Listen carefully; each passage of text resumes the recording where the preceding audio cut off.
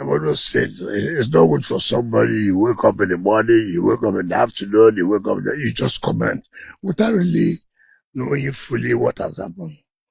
I never. It was Mr. President approval that said, look, the movement should be restricted because of security report that people are trying to bring in hoodlums.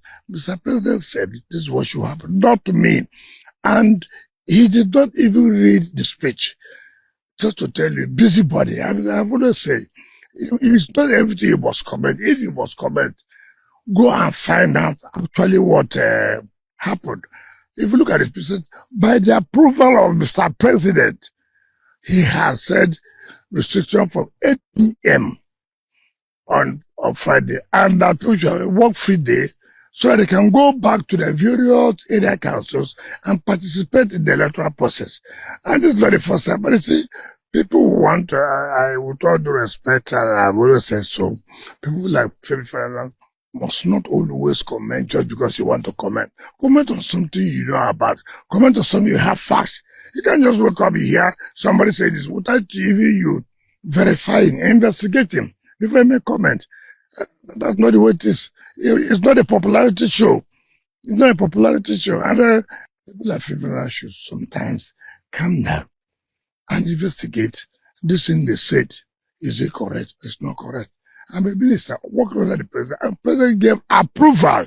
So I did not impose coffee. The president has power to say, look, from so time to so time, that should not be based on intelligence and security reports.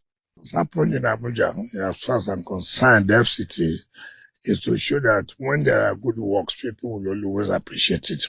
This is the first time where a ruling party, a government, have won not only most of the cities, but even in the villa. It has never happened. And what has made me happy today is that his touch in the satellite towns is unprecedented. When you go to the satellite towns, you can't believe what is the people who have not seen the impact of government and say, can this really be true? And it is his politics and his attempt to make sure that giving people back their hope, and that is what has led to the victory of APC today in FCT. Because I've never had any doubt. I do know that the Rainbow Coalition will always take the day. And like I've said, the conduct was free, was fair from the reports, but I do know that there's no day if you put an election that the Rainbow Coalition will not. We're not talking about it. In River State, we'll make sure that every politician comes together for the interest of the River and we agreed that the candidates must fall under the APC.